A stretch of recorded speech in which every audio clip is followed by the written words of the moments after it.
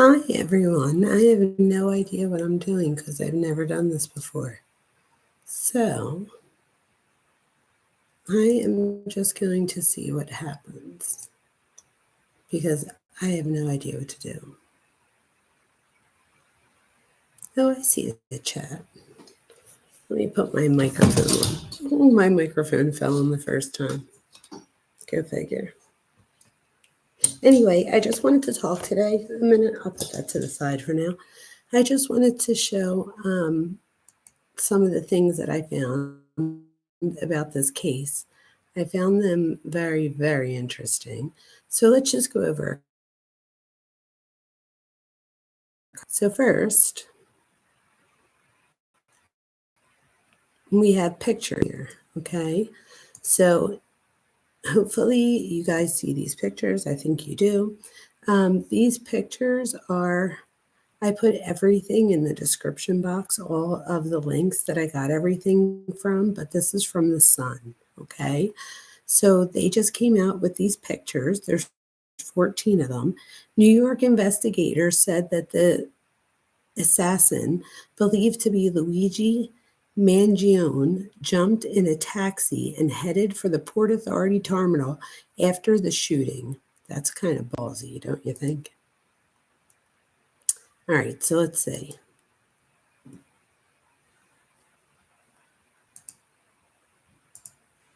Okay. This right here is a picture of the United Healthcare CEO, Brian Thompson, who was gunned down outside of the Hilton Hotel in Midtown Manhattan on December 4th. This picture, can you believe it, shows the McDonald's in Altoona where an employee spotted Mangione from wanted posters and called the police. Thank God they did that.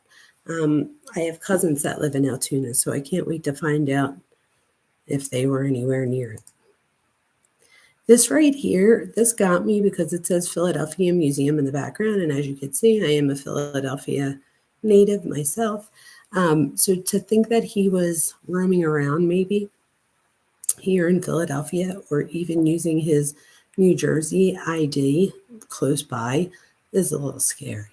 But he's a former high school classmate of Luigi.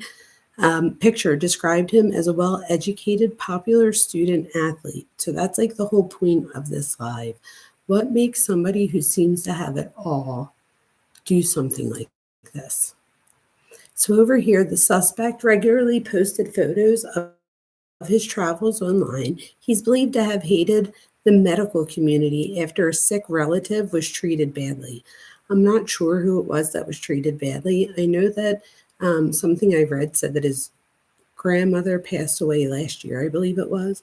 But I believe she died at like 93 years old. So I'm not sure that that's who it is that he was mad about. But we're going to see how that ties into everything in a few minutes. Over here, this shows that he escaped capture for 5 days before he was caught. So this is showing him over here. I mean, look at these beautiful backgrounds. Most of us would love to be doing that and couldn't. So you would think, like, what is going on?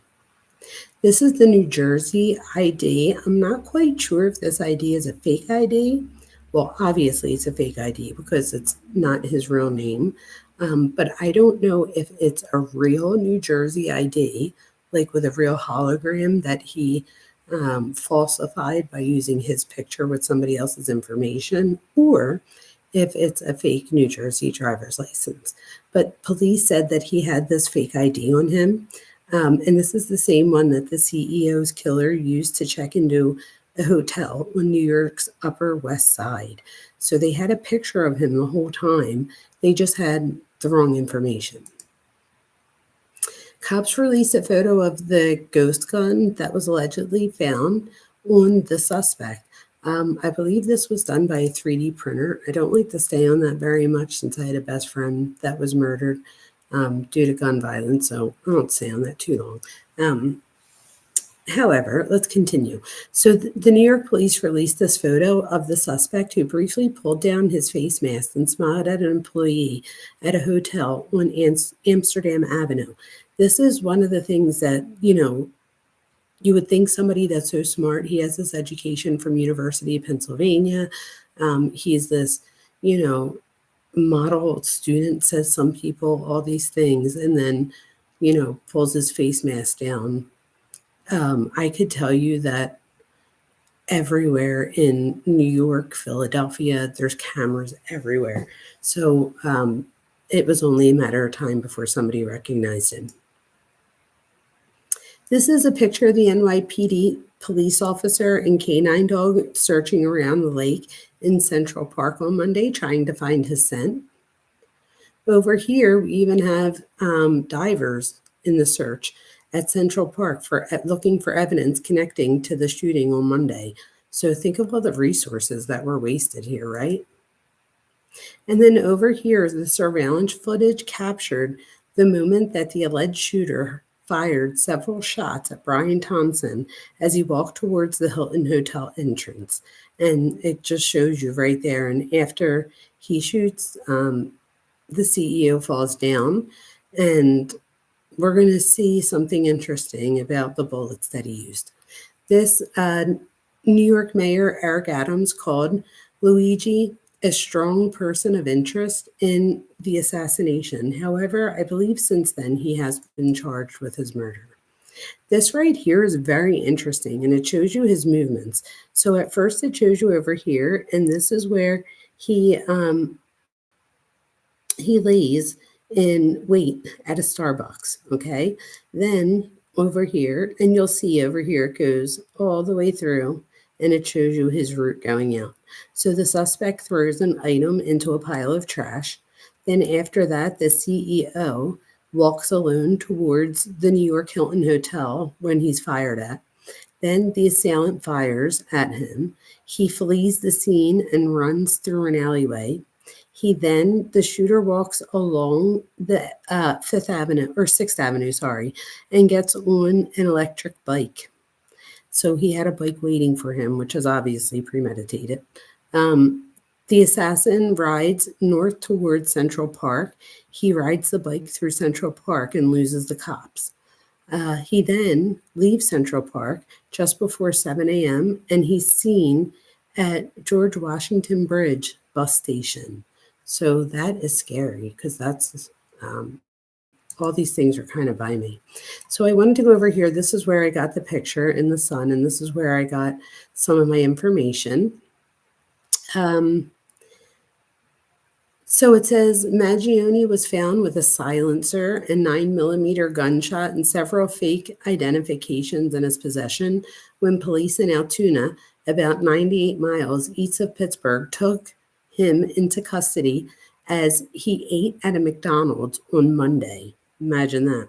He was arrested without incident, but was so far refused to speak with investigators and cops. I will say one thing. I read a news article saying that people are like giving this McDonald's like bad reviews. That's ridiculous, you guys. I think that's terrible.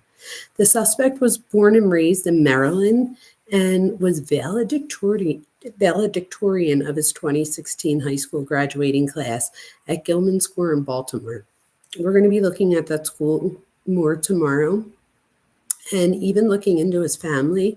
Wait until you see the property that his family, an extended family, owns and operates. It's pretty spectacular. One former student from the Gilman School, a private $40,000 a year all-boys school, remembered Mangione as a popular student with a big circle of friends. I never liked that whole old girls, all boys school stuff, but I could tell you mine in another video. They say we went to the same school, but didn't really have the same friends. I'm really shocked by this whole thing, the former student who asked not to be identified told The Sun.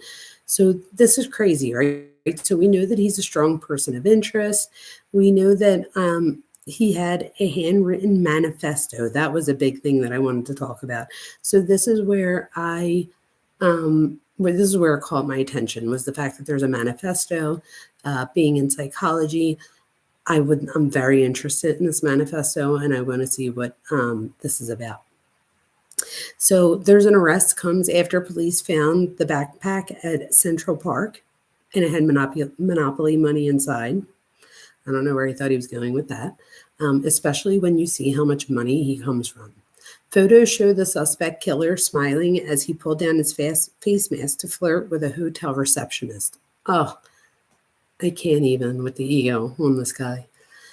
An expert like the killer's gun malfunction may have been for show and linked to a secret message on the bullets. The shooter millied around the entrance for minutes before sneaking up behind the CEO and unloading a barrage of bullets into his back and leg, um, as, as we see in the surveillance video. I think he played soccer. It was an all-boys school, so being a good athlete got you social currency for sure. My thing is social currency with who? The other boys. Did he lack interpersonal relationships? Did he lack interpersonal relationships with people that he one was interested in? I'm just curious to see how that pans out. Next, this is his right here. We're looking at his booking ID. He's got some kind of vest on with Velcro. So I'm assuming that's for his safety for as of right now. And then we have over here a picture of him, and he's standing up with his black socks. He has on blue jeans and a long sleeve blue t-shirt. He looks pissed that he got caught. Good for him. He's going to be, when you guys see tomorrow how amazing his environment was, this is going to be a huge culture shock for this man. Okay, so over here, it says that this is a picture of him, through the police car. Look, that looks scary to me right there. All right, what else did I have for you? An alleged motive has not been established, but the bullet casings found at the scene, authorities discovered engravings, ready for this, with the words deny, defend, depose. Deny, defend, depose. That's a similar phrase about the insurance industry to describe a strategy of rejecting claims, delay, deny, defend, which was used as the title of a 2010 book by Rutgers University professor Jay Feynman. So United Health Group, the parent company of United Healthcare, has announced plans to increase corporate security in the wake of the shooting, The Guardian reports, and I got this from people.com. I think, again, Rutgers University is just right around the corner from me, but it seems here that his motive was literally that he felt somebody he loved was failed by the medical industry. At least that's my guess, in my opinion, as of right now, allegedly. His family says that they're shocked and devastated after his arrest. So the family of the suspect in the fatal shooting of United Healthcare CEO Brian Thompson is shocked and devastated by his arrest in Altoona, Pennsylvania, on Monday, December 9th. Mangione has been charged in Manhattan with murder. Unfortunately, we cannot comment on news reports regarding Luigi Mangione, his family said in a statement released by Mangione's cousin, Maryland Delegate Nino Mangione. I have to tell you guys, as a woman that's like 100% Italian on both sides, well, close to, raised 100% on both sides, I have to tell you that is such an Italian thing to do. Maryland Delegate Nino Mangione. That is a name. I'll have to tell you my long Italian name someday. I think it's an Italian thing. It's ridiculous, but crazy. We only know what we have read in the media. Our family is shocked and devastated by Luigi's arrest. His family offered prayers to Thompson's family and asked people to pray for all involved. We are devastated by the news, the statement concluded. I do know that there was a lot of children I don't know if it's his mother's family or his father's family and their siblings, but I'll get into it more tomorrow.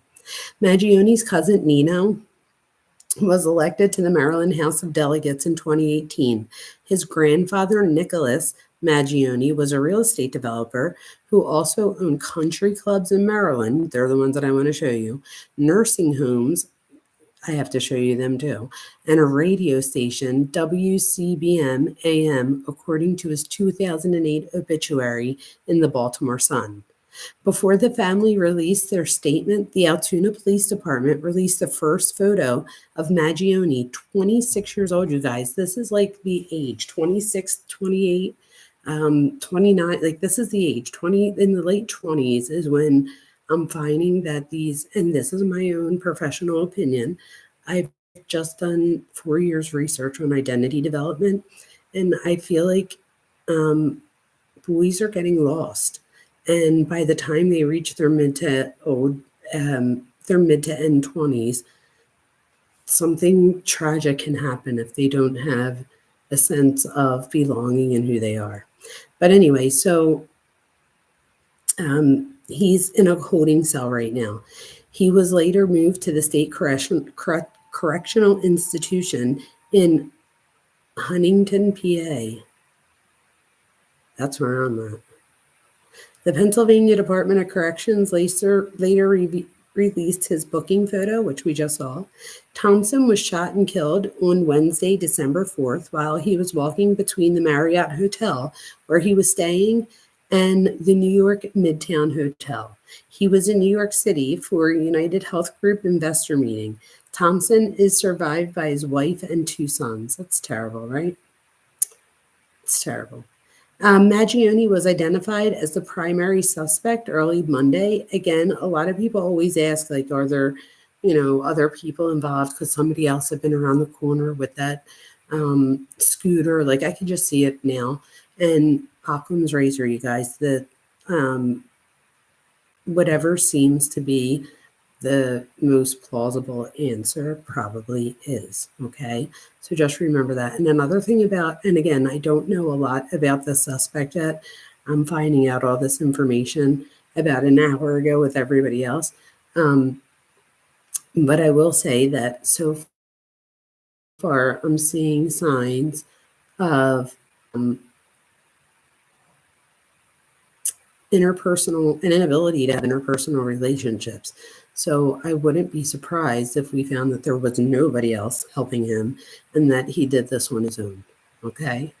But again, that's just from my own expertise that I say that. So let's keep going.